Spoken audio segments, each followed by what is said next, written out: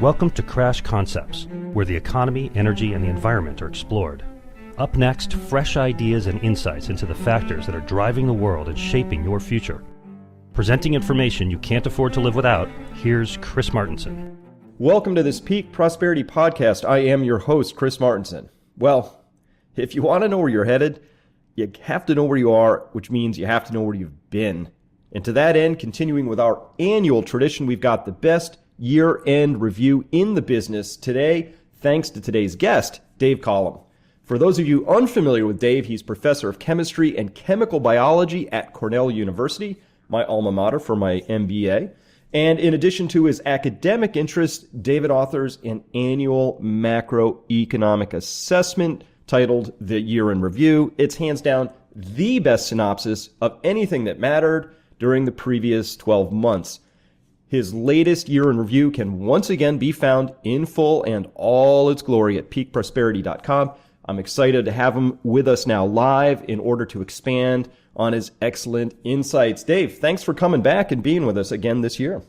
You know, I love coming back. I like these podcasts we do. Just for you and I to chat for an hour is for me a treat. We're somewhat like-minded, a lot of confirmation bias, but it once in a while that kind of helps you out, doesn't it? I love a big heaping of confirmation bias. So let's get right in there, because there's, how can you not have confirmation bias today though? Because you've got these broken markets, these wild things that all the central banks are trying. And now, if you look carefully, you know what I'm seeing, Dave? I'm seeing lots and lots of big banks starting to come out with their own little tentatives. Hey, this might turn out badly assessments, a little CYA report writing from some of the bigger investment houses. You've got the big giants, many of whom you collected quotes from, Paul Singer et al., saying, hey, this whole thing looks a little goofy. If you were going to give your year in review this year, if it had to have a title, what would it be this year, do you think? Well, it actually did have to have a title. And in the intro, I actually tell a little anecdote where I sent an email off to a friend of mine who your readers would all know quite well. And I said in April, I'm losing track of the theme this year. Yeah. And he said, well, this year's still young, dude. But there really was a deeper angst in what I was saying, and as the year went along, it didn't go away, and I became sort of less convinced that I understood what was happening, and I've never been fully convinced I knew what was going on. But for example, last year I talked about Ukraine and the Saudis and the oil crunch and stuff like that, and I thought I had a pretty good narrative on it, and this year I had probably 25 pages of notes on the Middle East, and I pretty much punted the ball because I just couldn't figure it out. And of course, that's so central to where we're heading, in terms of global terrorism. And so the title, as you know, was Scenic Vistas from Mount Stupid. Mount Stupid's a pinnacle on a curve that says your willingness to talk versus your knowledge is maxes out early. And I realized I just was losing my thread. I was losing my sense of where we are. And so that's been the theme for me this year, is disorientation. Yeah, I was thinking of that as the subtitle, Scenic Vistas from Mount Stupid. I don't know. I would have put something like FUBAR up top, or I don't know what. This has been the craziest year ever, but I said that last year. So I've been saying this, Dave, increasingly for 6 years now, because the distortions, the deformations, the dislocations, the three big Ds, that the Fed has basically, this small Politburo of appointed individuals, has taken it upon themselves to know what the best price is for everything by mispricing money itself. And they got a lot of help. The Bank of Japan's in the mix, the Bank of England's in the mix, the ECB's in the mix. Everybody's doing this. There's nowhere to go, nowhere to hide. And that creates a very chaotic landscape. But how do you even analyze something like this anymore?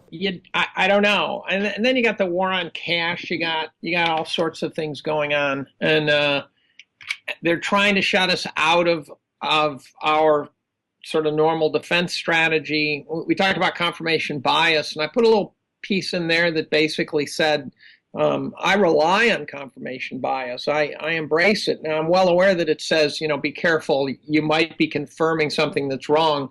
But what's also true is when you were when you're feeling kind of crazy about what you're doing, you got to find some like-minded people to keep your hand on the rudder steady and to not lose sight.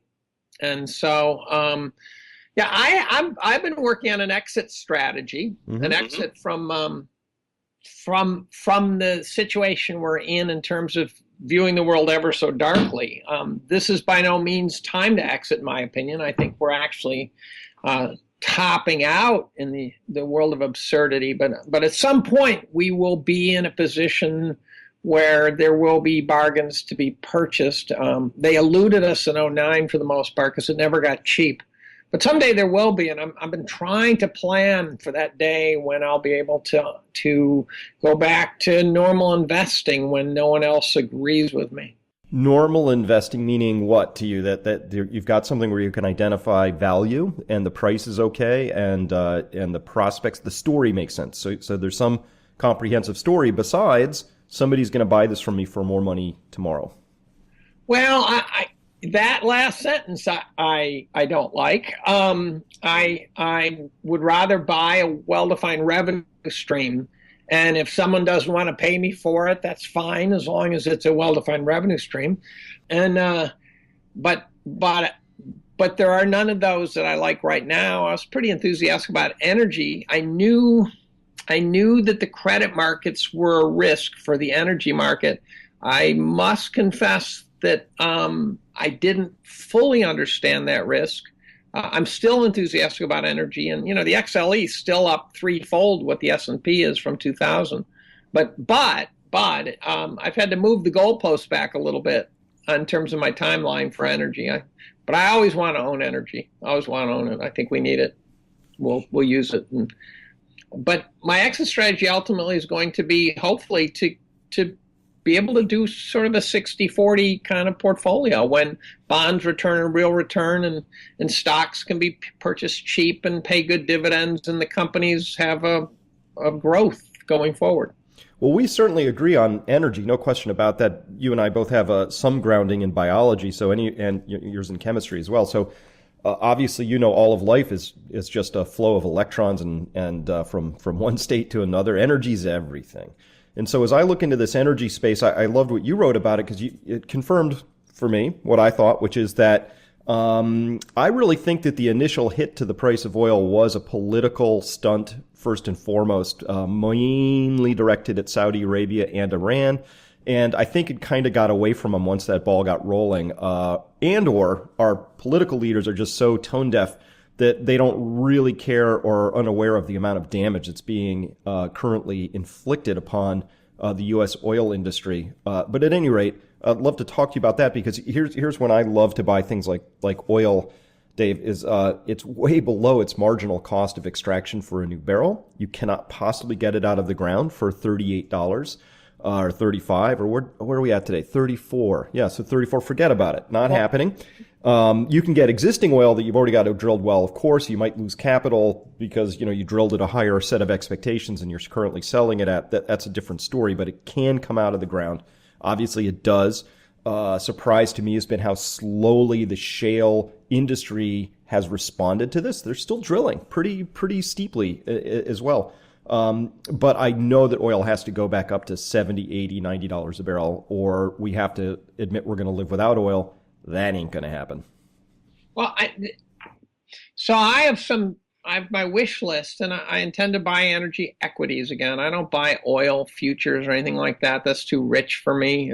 The one thing I do, and I think your readers ought to consider it seriously, at least the ones who are amateurs like me, is that I try to invest in a way where if it goes badly, I forgive myself, right? And so if I bought futures and oil and started playing around in those markets and I got busted by it, I would not forgive myself because I don't understand that world very well. So I will be looking for energy equities, but I don't think they've bottomed yet. I think they're only slowly responding to the price of energy. And so I'm still waiting. I'm getting restless leg syndrome a little bit, as I said, and I'm thinking about it. I want to invest in Russia too at some point, but I'm waiting for them to get their tail ends kicked. bit. Maybe I'll be waiting forever. I don't know.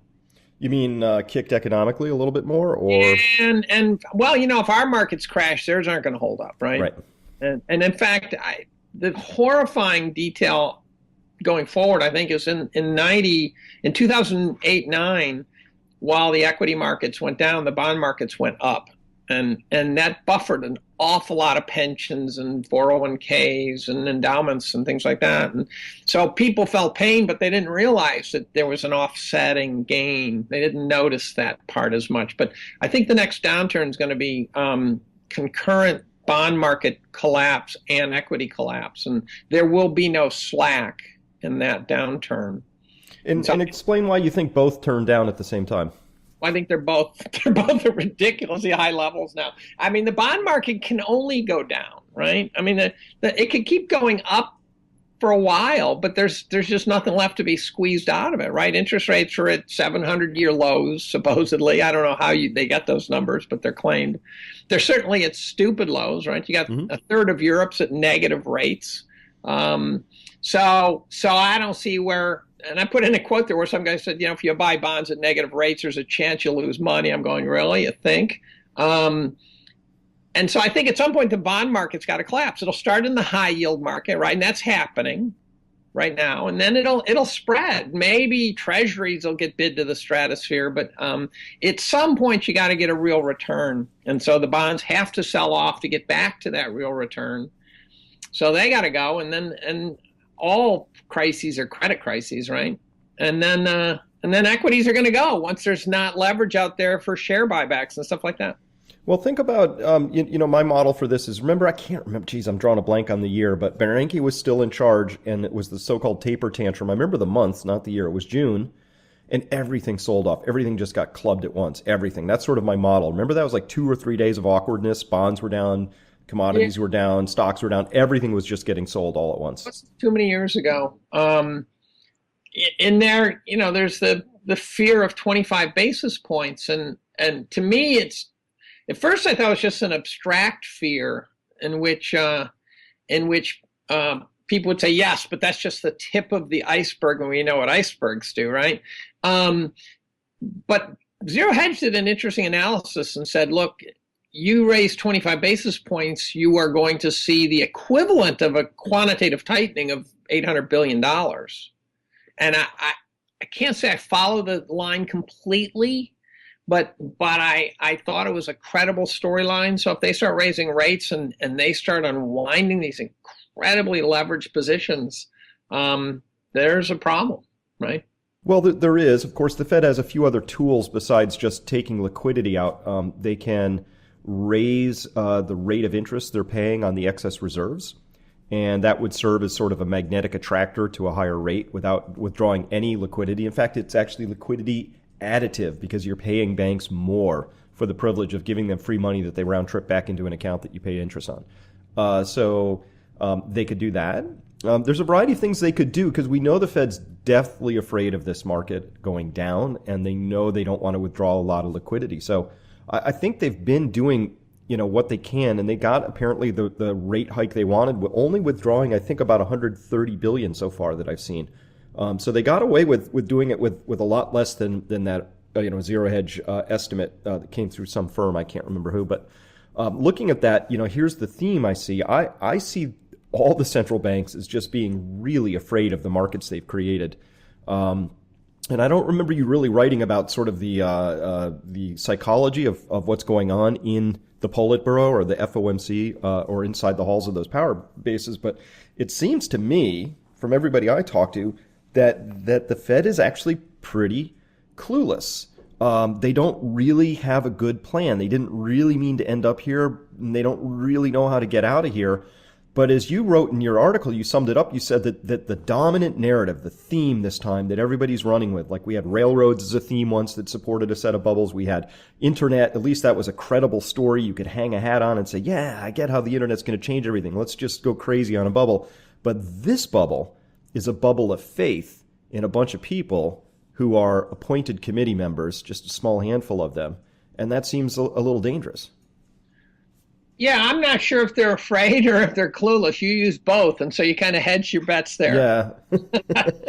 I I think it's probably a combination. I know Bernanke was afraid of 1938. I had a sort of an epiphany on 1938.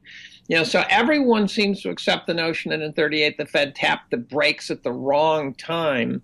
After a discussion I had with Mark Spitznagel, which was quite a treat, and he mentioned the Tobin's Q, and I started thinking about it some more. That's a valuation model that's really sort of a price to book valuation model, and he wildly endorses it as the cleanest of all the valuation models. And I went back and looked at it that night and was staring at it, and I noticed that in 1938, according to Tobin's Q, the Fed had blown another bubble. And I had never noticed that before. So the Fed, the Tobin's Q had reached all-time highs again. And so the Fed had to tap the brakes in 38 because they'd overjuiced the markets.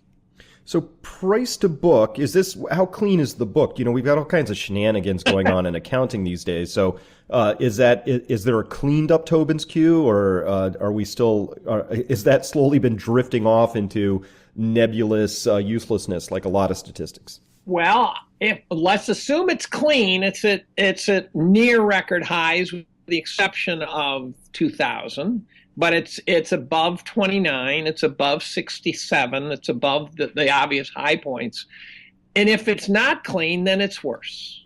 Right. So, I don't need to know. I know it's just like the inflation debate. I no longer need to know how wrong it is at this point because I'm not touching it. And I talked to some guy who said, don't be careful of Tobin's Q. And I go, well, I'll start worrying about the validity of Tobin's Q when it's below the mean.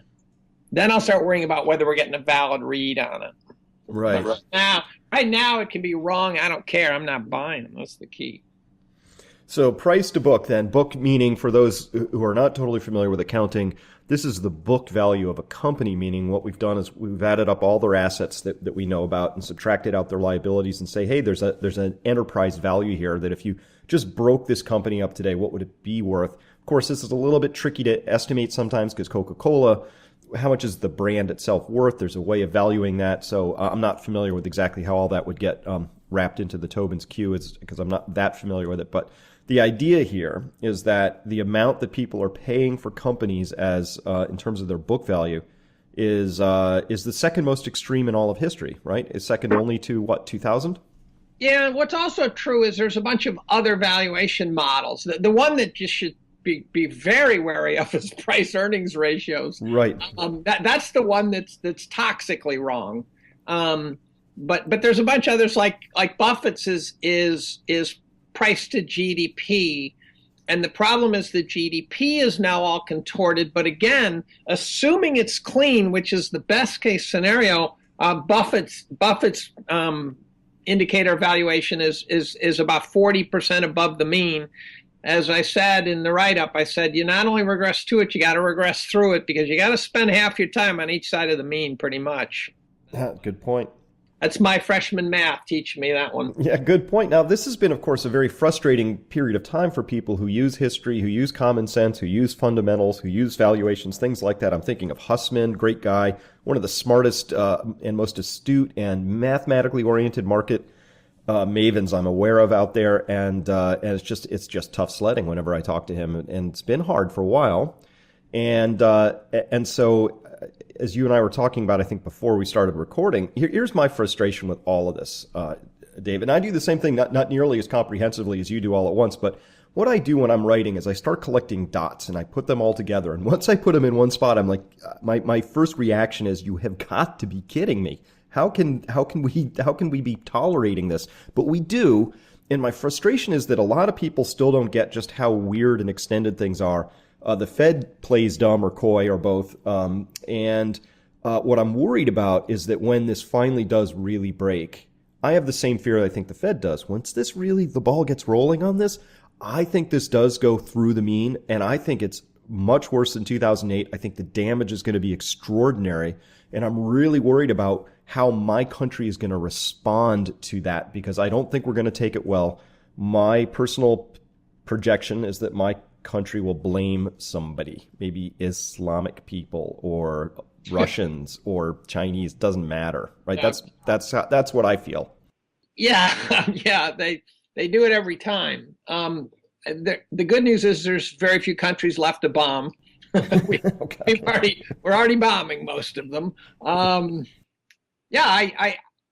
Here's my fear. One of the parameters in market corrections that is grossly underestimated is time. And I really try to eliminate time from my portfolio, so I would never buy an option with an expiration date. And if you make the right bet, you want to be able to stay there until it's either the wrong bet or it pays. And the problem with bear markets and secular bear markets, which I argue we are still in, there's a lot of bulls saying I'm an idiot, but I argue we're still in a secular bear market. I'm waiting for the third leg down. I'm a big fan of the 3-leg down model. Mm-hmm. Is time is the killer. So if you're a Japanese investor in the Nikkei in '89, 25 years later, you're not only down 70%. You also have given up half of your entire investing life waiting for something good to happen. And if you're an investor in 67, in 1981, 14 years later, you are even on capital gains, but you're down 80% on inflation. And you have burned 14 years of your investment life again. So my fear is that they're somehow going to be able to stall this so long that you and I are just going to sit there and we're just going to, dead cold fingers sitting on the mouse waiting to click. Yeah. And if they don't wash it out pretty soon, time will start to chip away on all of us. Well, it has been chipping away, and of course, I'm thankful. Oh my God, I'm praying right now. I am thankful that I'm not a pension fund. Who those guys and gals just been getting cleaned. Can you imagine being responsible for the retirements of millions of people potentially, and you need 7.75% in this particular environment? I don't even know where I would begin. I'm very frustrated at my own portfolio returns, but I can't even imagine how bad I'd feel if I was responsible for thousands, maybe millions of people. Well, if you integrate I know what you've done through the years. If you integrate your returns over the last 15 years, I bet you beat the S&P. Oh, I did, yes. Right, as did I. Now, for the last 5 years, you and I have been getting browbeaten by the bulls, but you have to integrate over a long period. So we had a huge lead on them in 2009. We were just rocking at that point. And we've given up some of that lead, but we still got a comfortable margin, a factor of 2 or 3 for me, relative to the 09 crowd who somehow smart enough jumped in, although I don't think many did actually. I don't know. Hopefully this will eventually equilibrate and eventually cause the carnage that's necessary. The 7.5% to 8% return crowd. That gets back to the bond market. If the bond market returns 0, which it's priced to return 0 or worse, right? Mm-hmm. It's priced to pay you nothing in dividends and hold up or to collapse. And if that pays nothing, and I got to do sort of back the envelope in my head, 60-40 portfolio, you get nothing out of the 40. You're going to have to get about 12% on the 60. And I don't think equities from this level could possibly give you reproducibly 12% a year. I don't think it's even theoretically possible unless, of course, inflation's above 12%. Yeah. So on that front, people vary a little bit on where inflation really is, but obviously it's so I don't really go by prices as much as I do looking at credit and money and watching the collapse in M2 velocity and looking at the fact that the Fed did get some credit out the door. But boy, we must be scraping the bottom of the barrel. We have I think the last person who wanted to took out a tuition loan for an online university. And I think the last person who could buy a 84-month subprime auto loan has been found and rounded up and given a loan. It really feels like I don't know how much further we go. Can people really continue to extend the housing market in San Francisco? The signs say maybe not. We see a lot of things that look like topping signs here. So So where is the story that says, here's where we're going to get this inflation the Fed keeps yapping about? Where does that come from? Except a war that accidentally causes oil prices to spike, which isn't the inflation they need. They need monetary inflation, not necessarily price inflation. One's a symptom, the other is the cause. Well, I'm not. Okay, so hat tip. Several years ago, number of years ago, there were a half a dozen deflationists on the planet, best I can tell. I happen to have realized I should have given Mish Shedlock a hat tip for, he was a diehard deflationist, and I thought he was nuts, and other people thought he was nuts, and he's looking pretty smart right now. I think we're going to have a hybrid model here where I think we're going to get the worst of both scenarios, where we're going to get inflating prices and deflating assets. And I don't know what to call that. For years, I've been railing on the idea that something so complicated as zillions of prices moving around could possibly be described in a binary language of inflation or deflation. That just strikes me as nuts. So I think we're going to have price of veal and beef going up, and the price of your equities going down, and the price of bonds going down, and possibly the price of houses going down again. And I think we're going to end up with a credit crisis because while energy high yield bonds continue to tank, liquidations from the funds you're going to start having to sell the ones that aren't tanking, and so other high yield bonds that weren't such a crazy idea will now get crushed, and then lesser risk bonds will start to get sold from portfolios, and it just cascades. So I think we'll have an inflation deflation hybrid combo, all the bad things rolled into one. I know it sounds like a doomsday scenario. But my exit strategy is I think the next recession is going to be a barn burner. And at the point where everyone is talking about the recession, I intend to start averaging in. And if Tobin's Q is at the mean, I will start there. And last time I did, but then it jumped.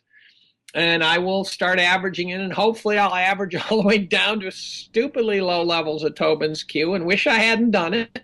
Mm-hmm. But I really would love to get to 60-40. I would like to get back there, but I'm not doing it until it's a bargain. Well, this is going to call for more patience, right? So a lot of patience so far. I'm running out of patience. I have to admit, you say you have restless leg syndrome. I have frustrated eyebrow syndrome. I just keep squinting at my screens going, how are we still here? How is this still this dumb? Now, what I'd love to get your take on, because you and I both have the opportunity from time to time to rub email elbows with, or even face to face, some of the big money names out there who are in this. And I'll tell you, Dave, so, I've been at a few major sort of heavy duty wealth conferences, both presenting and attending. And when I talk to these people who are running these big giant funds, they're nervous. People, I was talking with a guy who has a giant real estate portfolio, unloading it as fast as he can. It's in New York City.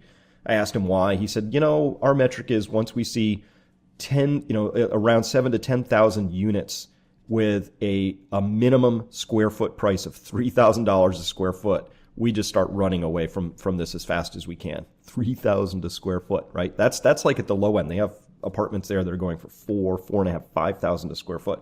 The people who are managing the assets complain that there's really nowhere to look at this point in time. No, not within sectors and not across the globe. Nobody can find price. Nobody can find value. Everybody's concerned that they're overpaying. And here's the fun part. Everybody thinks they're a little closer to the exit than the next guy. And will be able to protect their clients in the next downdraft. What are your thoughts there? They're nuts. I think the reason the third leg down model works is because everyone knows when it starts. I think the fear of not again, it gets so compelling, so overwhelming. I believe that when the secular bear market's over, people will swear off asset classes in their entirety. And they'll say, I'm just never, ever, ever again going to buy that. That's just a piece of garbage, and I'm not buying it. I've been duped 3 times. And last night, I had one of my business school colleagues tell me to buy real estate, commercial real estate. And she said, oh, that's been a really great investment. I'm going, yeah, okay. I'll put that on my wish list. I'll buy some that has boards on the windows. The reach for yield is going to kill people. Is they sold 100-year Mexican junk bonds. I mean, Mexican junk bond is redundant in my opinion, but they sold 100-year bonds in Mexico, and Nestle got negative interest rate bonds, a corporate bond that's a negative rate. This is certifiably nuts, and it will just drive us nuts. Then one day it'll crack. And the ice under our feet, you'll hear it crack, and you go, that was it. And I remember when it did it in 2007, and I know you and I were waiting for it, and then it finally did in 2007 when you heard it crack, and the internal Bear Stearns hedge funds went down, and they were supposedly little things, and you go, no, something's going on in there, and Tanta, that woman writing from inside the system, and we'll hear that again, I think we'll get that, and we kind of got it in August, right? The market started to break. They started to dysfunction in August, and then somehow they pulled off a stick save. I don't know how they did it, but guys like Eric Hunsater said he could see the markets breaking. There was complete air pockets, malfunctions, everything was wrong, and we'll do that. They saved it, but you can only save these things so many times before one gets by you. It's like a hockey goalie. Yeah, and so in terms of how they saved that one, there were a couple there. There was an August and also an October save. What are your thoughts there?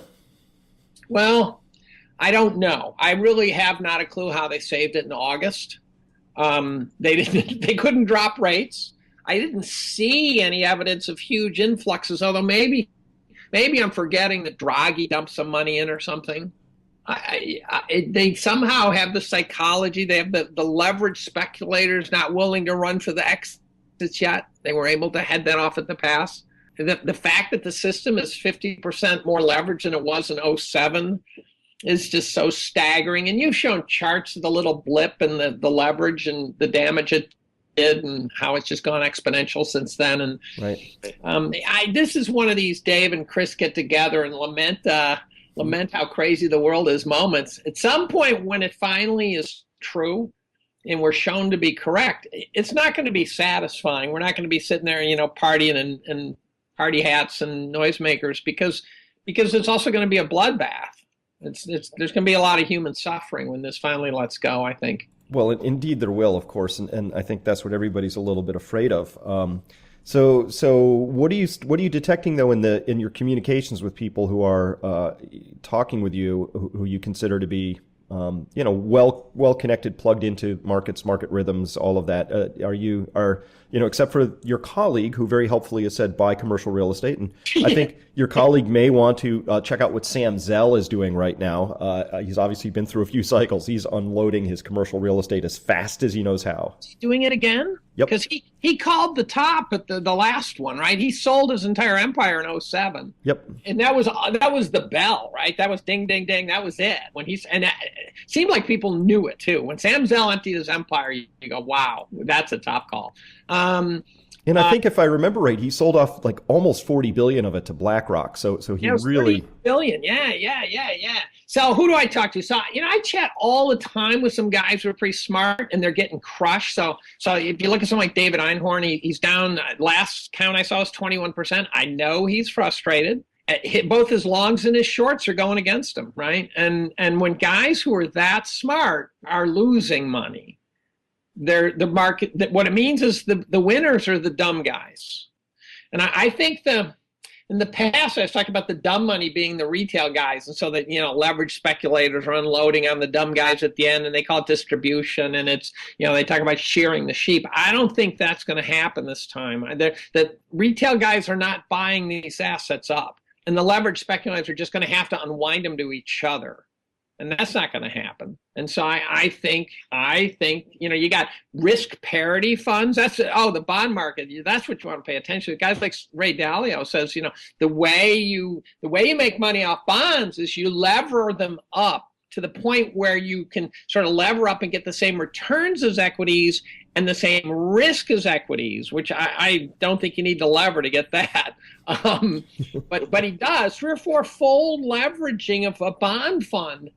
And when it starts unwinding, those risk parity bond funds are going to unwind so quickly. They're going to be margin called from desks, and as I said in my year in review, Ray Dalio's Bridgewater might become a bank on some Sunday night, right? Well, this is, obviously we're seeing, it's a big story. I don't really recall seeing a lot about this lately, but I think just, as recently as midsummer, there were a lot of articles talking about the complete lack of liquidity in bond markets, and not just the treasury markets and the other ones that are completely owned by the central banks at this point, like the bank, the Japanese government bond market by the Bank of Japan. But the corporate bond markets, too, very, very, very low liquidity. And so we just saw that all sort of come to a head with the gating of that junk bond fund, and then the closure of another, and then another. So the junk bonds clearly have been tiptoeing out the back door since about June. They started thundering out the front door starting about a month and a half ago. And still a lot of complacency, I feel. People look at that, and I got to tell you, Dave, that's kind of the same warning signs that I saw in 2007, well before we started to see anything really go off the rails in 2008. Well, you may be able to help me here. The word liquidity has multiple meanings to me, best I can tell, and some of them are intractable to me. So the simplest of all, of course, is the idea that an asset is liquid if you can get out of it without altering its price much, right? So, if you have $1 million worth of Microsoft, you can sell it. That's a highly liquid stock. If you have $1 million worth of a local bank stock that's a penny stock, you can't sell it. And so that one's very illiquid. And so I get that liquidity. And in the bond market, you can have liquidities like that where it's just, they call it a buyer's strike, right? Where you go to sell and people say, no, I'm not buying. And during the crisis in 07, 08, 09, I was at a conference and one of Yale's mortgage gurus, and I say that with tongue in cheek, but he thinks he is. He said, I don't know why they didn't just reprice in the mortgage-backed securities. I said, well, because A, no one knew what was in them, and B, it happened too fast, so I'm just stepped to the sidelines and said, I'm not buying anything right now, and therefore they became illiquid, right? That's liquidity. But then you get the liquidity in the repo market, and this notion that that the whole money system relies on having collateral of a certain quality, and as the central banks are buying up that quality collateral themselves, then the banking system is missing that. Do you understand that better than me? Because it wouldn't take much. Well, there's those pieces, which I think you did a great job explaining, and then there's just the idea of liquidity in terms of movement. So to me, an illiquid issue, as I was reading about this guy who owns a bond fund, and he put up a corporate issue for sale, and there was a whole bid-ask stack there apparently, but he put the issue up, and that a day later it was still sitting there, right? That means that there was he spent 24 hours just trying to get rid of one QSIP from one issue, and that it just didn't go anywhere. So when we say there's no liquidity, it means the depth and the breadth of the trades are very, very low, right? And then you're talking about a quality liquidity as well. Like there's, once you have like this atrocious quality stuff, there might be a lot of it, and a lot of it's changing hands. But that's the kind of stuff when the worm turns, it often just freezes. Nobody wants to bid for it at all because nobody knows what it's worth at that point. Because the value of something, at least in part, is due to the fact that you still can sell it to somebody. As soon as you can't sell it to anybody easily, its value now suddenly might be defined by something terrifying, like its actual intrinsic value. Yeah, and then you reach a point where the funds, so they start throwing away the rule book. And they start, even though the funds might not have any lockout mechanism, they basically just turn a blind eye in what you used to think of as infinitely liquid funds, where you could just pull your money out whenever you want. They seize up and they stop letting you withdraw your money.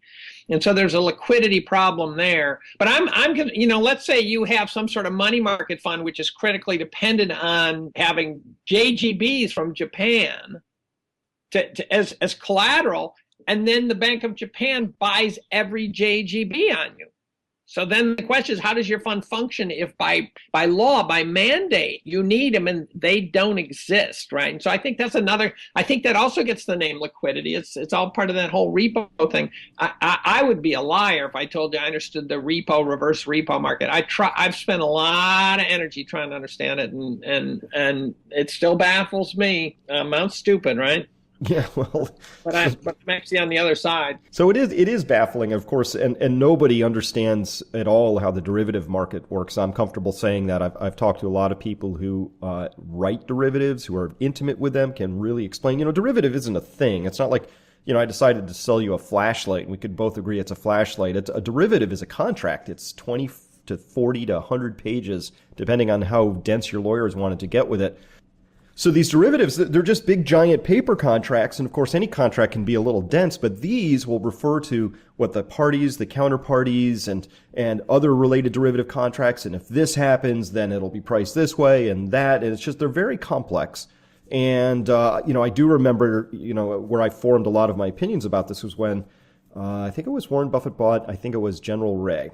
And this reinsurer had 14,000 plus derivative contracts on the books. And he started unwinding those, and it took them years, and they never could figure out what they were worth. And this was just 14,000 of these contracts. There's millions of them outstanding in just, an individual firm like JP Morgan. And that was where he developed his idea that they are weapons of mass destruction, financial weapons of mass destruction. So then we saw Greece go belly up and default back a number of years ago. And the ruling body for derivatives said, oh, yeah, it's not really technically a default. We know they missed their coupon payment and other things you would say is a default moment, but we're not going to call it a default. And it took them months to declare that a default because behind back doors, they had to figure out how they were going to settle the market for what turned out to be 78 billion notional outstanding with only 3.8 billion at risk, of which 1.8 billion ultimately ended up changing hands. It took them months to figure out how they were going to settle that $1.8 billion bet, billion with a B. These things number in, potentially the value at risk in a fast moving interest rate environment could be in the trillions of dollars. Could be, right? The thing to remember also that a great example of what you're describing also is counterparty risk, where you may be owed money, but if you're owed money by some guy who's wearing a barrel with two straps, you're not going to get paid. Was back in the mortgage crisis that the mortgage-backed securities were basically insured credit default swaps by a bunch of leverage hedge funds, right? So your insurance company had no assets. They had no collateral. They had, unlike regulated insurance companies that supposedly have big, huge wads of stuff they can use to pay out when they need to. When the credit default swaps are held by leverage hedge funds, you're not going to get paid. And so all of a sudden you think you're hedged. I remember when Citigroup says, don't worry, we're hedged. I'm going, hedged by whom? Who can hedge Citigroup? Right? And so, yeah, these derivatives are a mess. I think Buffett got duped. I mean, he admitted it. But he still screws around in that market. That little old man's like the mafia guy, and he's not as much of a country boy as he likes to pretend. You don't think so, huh? No, I do not think so. So you, I don't know how much time you spent writing this fabulous year-end review. I'm sure it's quite a bit, and you hundreds of citations, and when you put it all in one spot, is your faith in humanity bolstered or crushed? What happens? Oh, it's an interesting.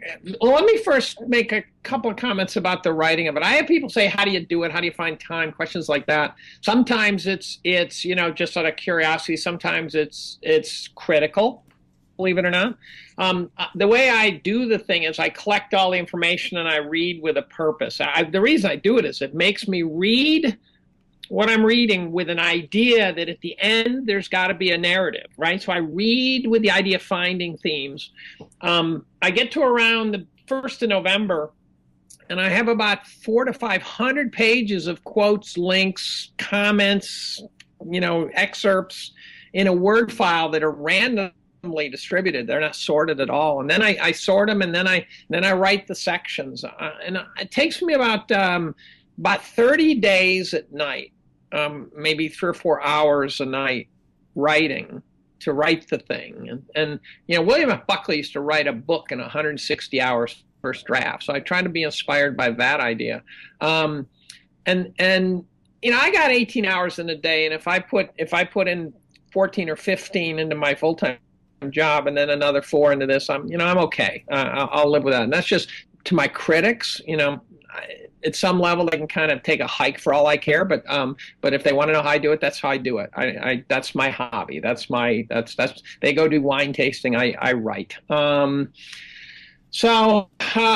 And then at the very end, I find the themes. This year, what made it so hard is the themes were elusive to me this year at some level. Greece was a great theme, right? Weren't we told all year long that Greece was going to destroy the world, and then they voted a referendum that looked like it would destroy the Euro system, and then all of a sudden, not only did it not destroy it, but the whole storyline disappeared? Oh, I love disappearing storylines. You want to know the other big one that just disappeared, and I couldn't believe it, was the Ashley Madison hack. There were a lot of unfortunate names on that list. Wasn't that amazing that the media somehow forgot to troll through all of that and find all of those names from the people at State Department and elsewhere? I mean, it was that to me was one of the greatest disappearing acts of 2015. Well, the other thing I try to do is I collect these little snippets through the year that are just human interest stories. And, a lot of people don't know this. The FBI came out and admitted that 95% of their forensic hair and particle analyses that were used to convict people for decades is wrong. Now, someone explained to me why that didn't turn into a colossal scandal. There's guys who've been executed on FBI forensic evidence, and the FBI admitted it was wrong. 95%, right? And these stories go right by half, 3/4, 90% of the people. So I try to grab those stories too. I know it's long. I don't have time to write a short one. But if you read it, and if you really do read it, there's an awful lot of meat on the bones in there. It's really a year of human folly all brought together, and I try to stitch it. I try to stitch it together in a way that makes a plot line. And I try to be a wise ass. By the way, at the end, I hammer Hillary. I know there's Hillary fans. If you read as much about Hillary as I have, you would realize that she should be in prison, and she's a sociopath. And anyone who votes for Hillary, in my opinion, if they knew what I knew and still voted for Hillary because she's a woman, you are selling your soul, in my opinion. You only get one, and you sold it if you vote for her. Everyone says, oh, the politicians are all crooked. No. Hillary has her own zip code in that category. You want to know, so, I mean, it doesn't take much to, I don't do politics at all, but she completely lost me forever. When I saw her on TV, knowing she was being filmed, laughing about the execution of Muammar Gaddafi, who, whether you like him or love him or hate him or all that, if once you read about what Muammar actually did for his country, yes, he was a strong man, but you kind of have to be one in the region, but his people had the highest standard of living in all of Africa. And somehow that offended us greatly, and so NATO took him out. And so she got on live TV and laughed and said, "We came, we saw, he died." Right? Somebody who can do that loses me on the human level. I don't care if you're a woman or a man or whatever. She lost me as a human really badly at that point in time. Yeah, and then the other place I go pretty dark is campus life at the very end. I had Adam read it pretty carefully, and he took out a chunk, which I really liked, but he took out. But what's going on campuses these days is pretty strange. The Yale-Mizzou story is only part of it, and I get into it.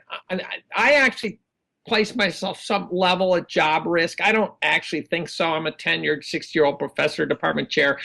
It'd be hard to get me, but and a pretty good record of publishing and fundraising and you name it, service but when I write that stuff in this climate, I certainly could draw fire, but I decided to step out because I happen to mention this in it, that I know a kid I think is rotting in prison on a false sexual misconduct conviction.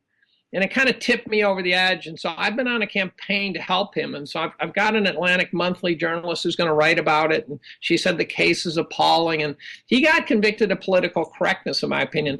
I think this epidemic of political correctness on campuses is toxic. Oh, yeah. I was just at a holiday party, and there's a young gentleman, and he's now 18 at a major university. And I've known him his whole life. So anyway, very close to him. And so I was asking him about his freshman year, and he said, "Oh my God, one of his stories, he said the PC thing is so intense that he and his friends get together and they have these hazard stories where they're all afraid to have any interaction with women.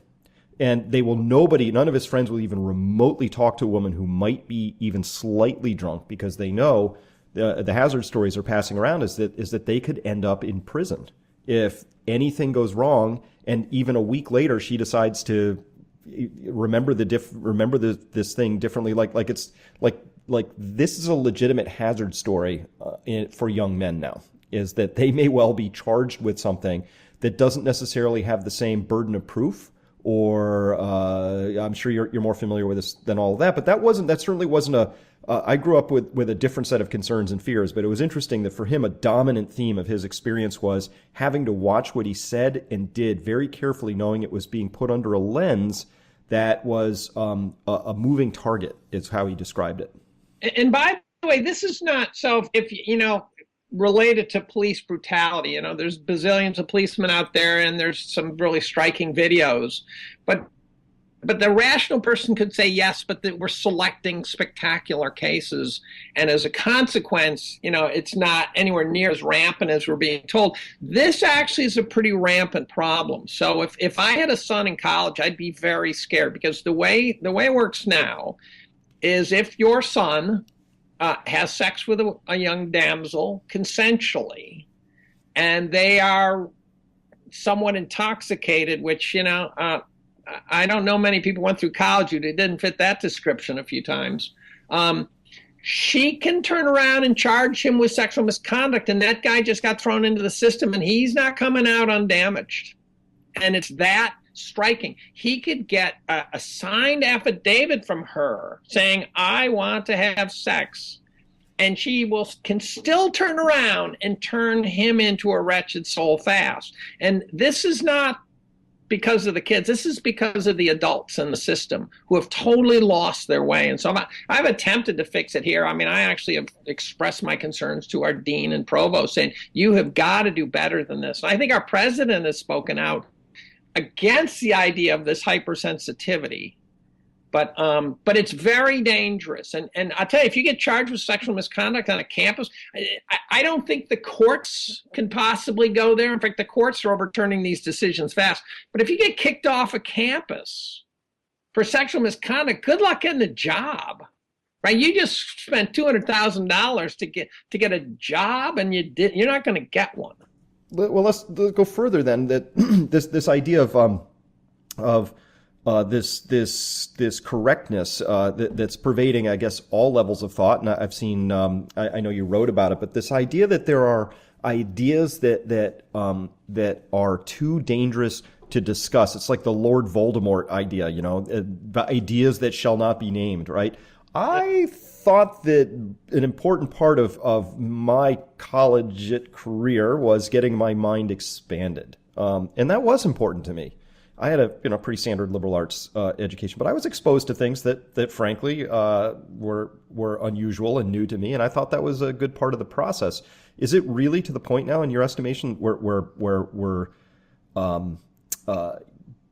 are the minds as closed as they seem from the outside? Because I only get the news, right? I peer in from the outside, but it looks pretty atrocious to me sometimes, just how virulently narrow-minded some of the arguments are. Yes and no. Here's the funny part. I think most of the campus is proceeding along, paying no attention.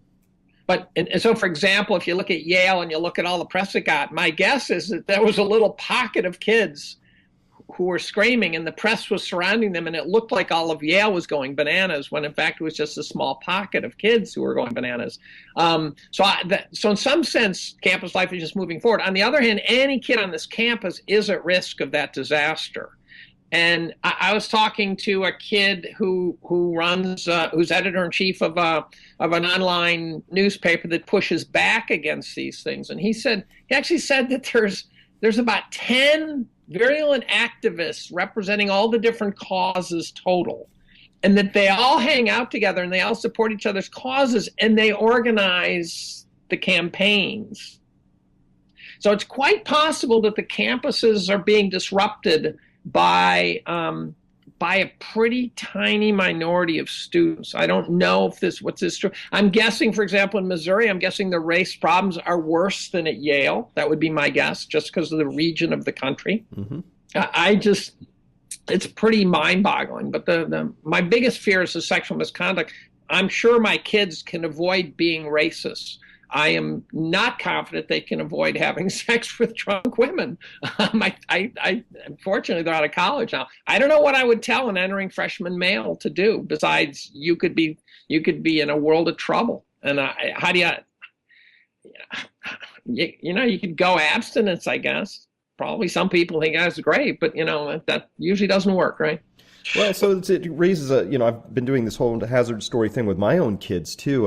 My eldest, she's 21, and then I have a 17-year-old boy, 15-year-old girl. And when all of this police brutality stuff started really coming out, it's pretty obvious to me that there's a real problem, just a giant epidemic, and that even anything other than complete, immediate, and full compliance, no matter how outrageous or how illegal or how against your rights. Like, I didn't even bother teaching my kids their rights. There's no such thing as rights at this point in our country, because even if your rights get violated, your only recourse is to sue the police in a civil matter.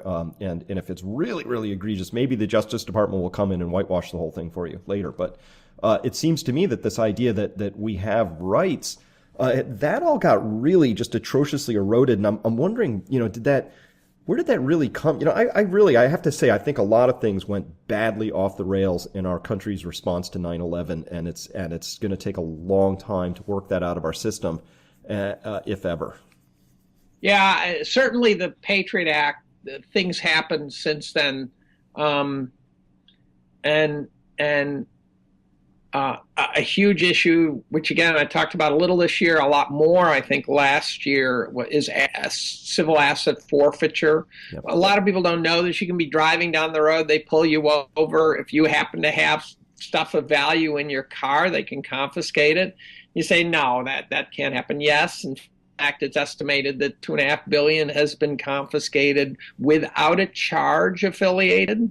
And the vested interest is that 80% gets to go straight to fund the police department that confiscates it.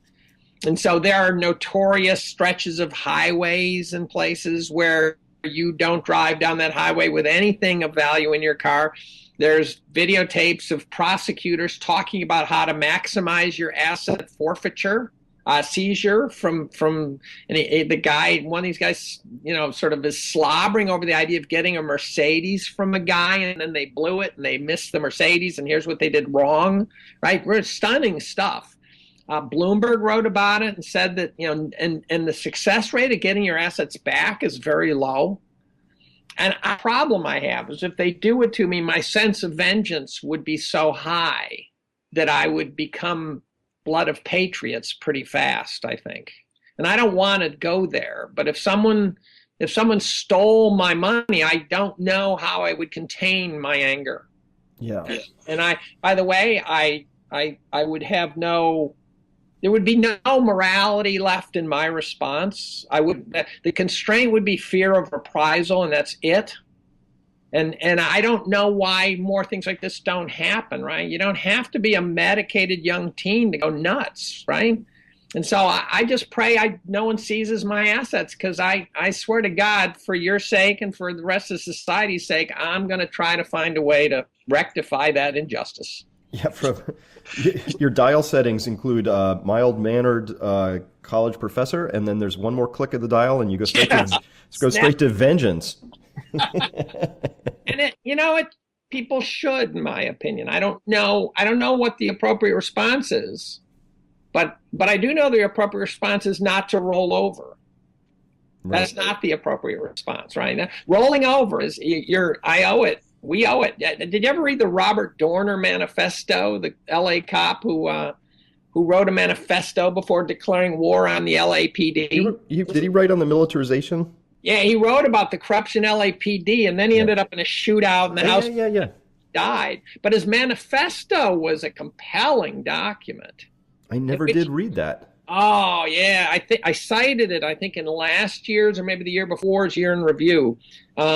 he wrote about all the people in the LAPD, and he said, this guy's good, this guy's bad, this guy's corrupt, this guy steals stuff, this guy does drugs, this guy. He itemized his way through the LAPD. But what was striking, and then he declared war and ended up dead, right? But what was striking was when you read his manifestos, he was not a loner, he was not isolated, he had friends, there was meaning in his life, and he just decided he had a calling. That's interesting. It's an amazing story, actually. That's interesting. Yeah, no, I'm sure that I didn't pay enough attention. Of course, the media can't memory hole something like that fast enough. Right. We need him to be a crazy terrorist of some kind, loner. That's what we need in our story set. And so if this view from Mount Stupid, it's been an incredible view. And I think for 2016, but I've been saying this every year for 3, but I really think that we're closer to the day when we have to sort of deal with the consequences of our actions, and I meant that broadly, the Federal Reserve's actions. I really think, though, that 2016, it would really surprise me if we escape without getting into some really hairy market correction territory. What do you think? So I went to an investment conference in Vegas, which I go to. I go to this conference each year with the Stansberry Group and give a talk. And Porter Stansberry, who I think is a genius, he's a funny guy, and he's got a bad rep out there. Someone hung a bad rep on him, but I think he's really smart. He says that in 2017 the emerging market debt rollover is going to max out, and so I saw the plots, I saw the slides, and it was a compelling story. So when the emerging market debt market goes down for the count, and they start rolling over and insolvency starts showing up big time, then I think so that could be the trigger. That could be like FASB 157, when I think that was the trigger for the mortgage market, was the legalized the accounting rules they put into place. All of a sudden the MBS world fell apart.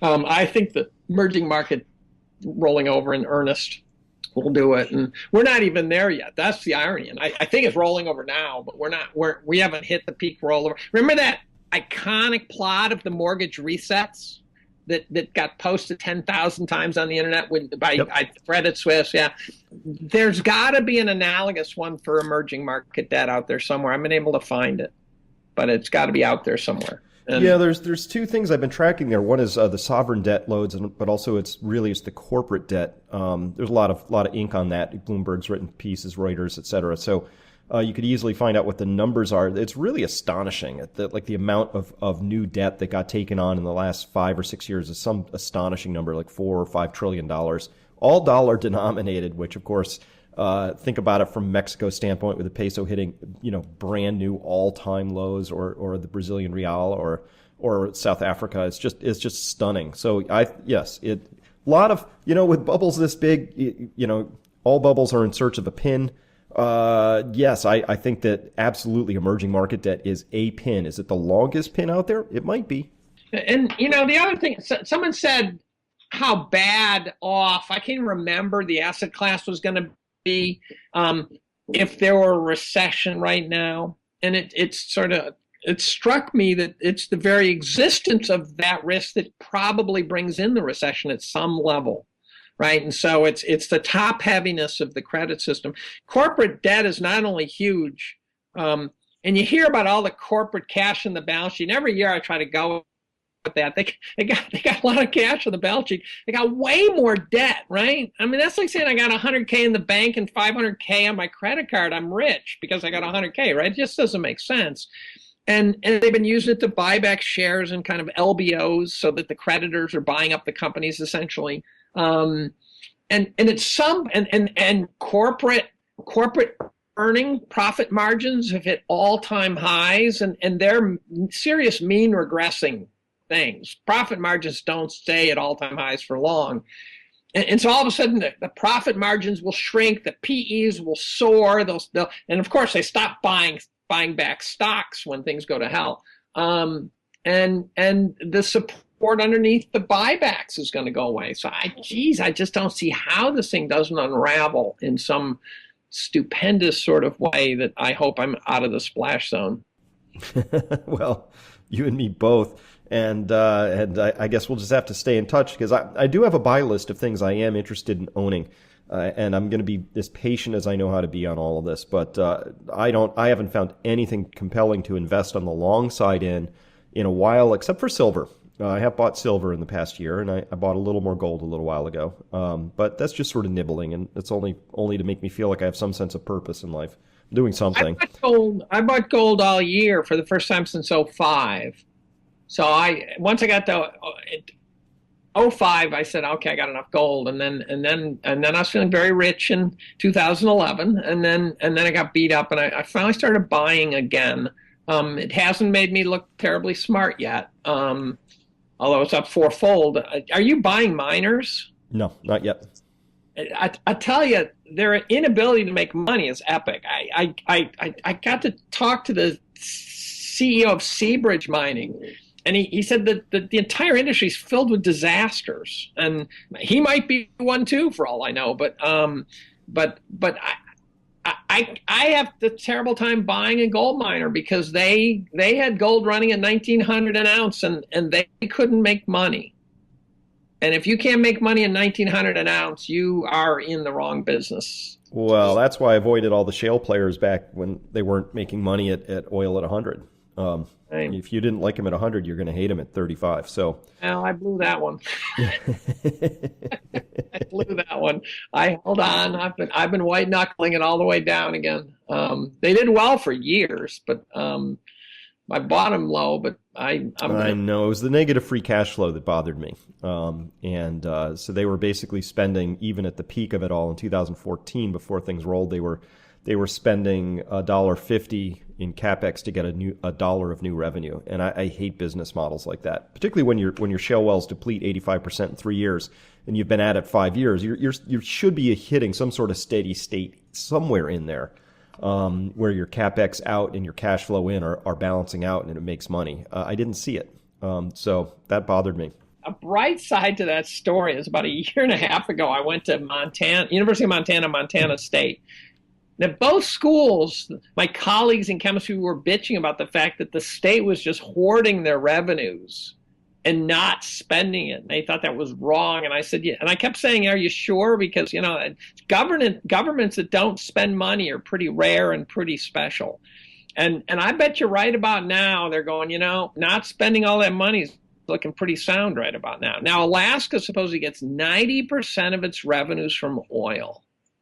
Wrap your brain around that one. Well, they're going to have an income tax for the first time this year. Yeah, and they're going to, as I said in the year in review, I said they can see bankruptcy from their front porch. Oh, that's right, yeah. I love the front porch metaphor now. I'll put anyone on a front porch. Think about the whiplash those poor people in Alaska have. Those guys out in their cabins with their big beards, they got a grizzly out back, and they've been getting these checks every year, and instead of a check, they get a bill. That's a big turnaround. I know. There's a lot of rude awakenings coming, and it's going to be painful. And the youngsters, the 20-somethings in the job market are getting paid squat, and we're about to hit a downturn, right? So here you are earning nothing or unemployed, and now we're going to hit a downturn. And you can say, oh, why are we going to get a downturn? Because we always get a downturn, right? I mean, it's just like, spring follows winter, right? You always get downturns. And the next one is coming off of a metastable upturn, right? It's just the whole thing feels wrong. The narrative is wrong. The plot line is wrong. And the only thing that's right is that they were able to pump assets. That's the only storyline this whole thing is based on. And even that I go at in the year in review, where I talk about the farm. I use a farm metaphor where I point out that the Fed seems to think if they can jack up the price of the farm, they will jack up the output. And there's not a shred of evidence that jacking up the assessed value of the farm jacks up the output. And if you don't jack up the output, you're still putting out bushels of wheat, you're still putting out cows, you're still putting out milk. And if somehow you sell the farm to someone else just got a horrendous deal buying the farm. You haven't increased anything. You've just increased the price. Well, that's going to be a hard sort of a thing for somebody like Bernanke to understand, or Yellen, both of whom haven't spent a lot of time running businesses. They've never owned a farm, so I think your metaphor is completely lost on them. That's probably not going to work out. You'll have to come up with another one, maybe using textbooks. I don't know. But at least, I know you've got one good read on your shelf, The Courage to Act. It's going to be amazing. I hope you read it because I'm never going to, so I need you to tell me what's in there. No, I'm not reading it. I can't bring myself to do it. I just can't. I can't. It's bad, too. I could read it if someone said, it's a nice story or whatever. I think he made a mistake writing it, by the way, because he had been able to keep himself shrouded in mystery. And then all of a sudden he comes out and tells what he was thinking. You go, really? Are you kidding me? That's what was going on in your skull? So I think he put blogger porn out there on the internet for everybody. And I think he should have shut his mouth and been inscrutable.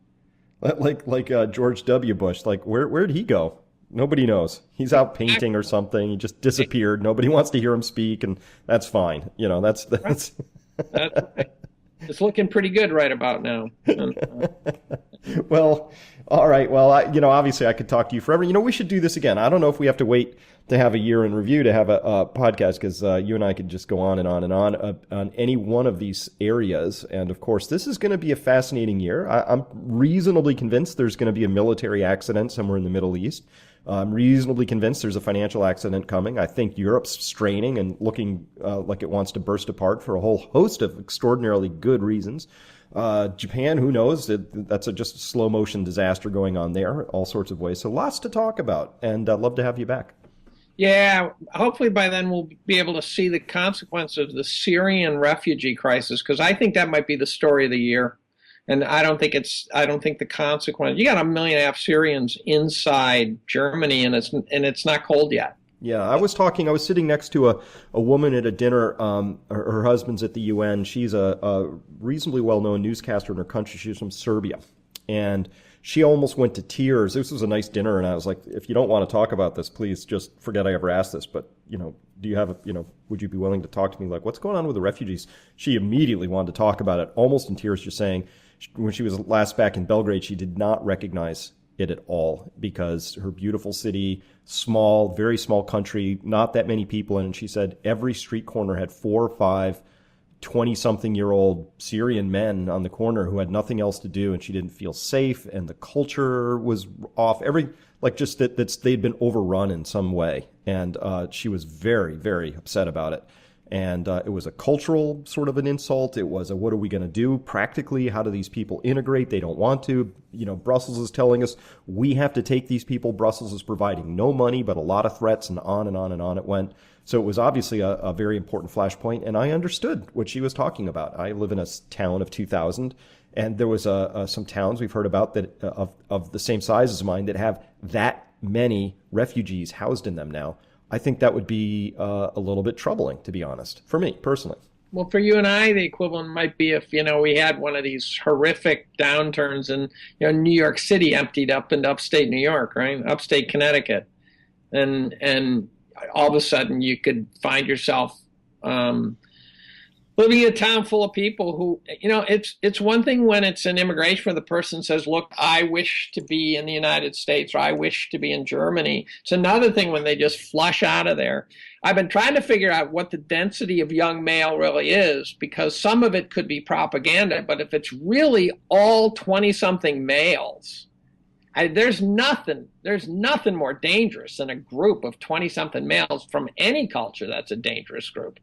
And if literally, many, many millions of 20-something males from a culture that doesn't really agree with Western Europe had flooded in, that's not Ellis Island. That's a very different situation. Well, yeah, and not just males who flooded in, but they flooded in from the same country that maybe you bombed, right? Yeah, that's really a very touchy little detail, isn't it? Kind of a touchy detail there. Just a thing. It's a little thing there. Just a touch. Because, I also have a vengeance setting on my dial, but if you basically bombed my country and hurt my family, you have a problem on your hands. I'd be getting even. I just stated that before. If I were in one of those countries, I'd have terrorists written on my forehead, I think. Yeah.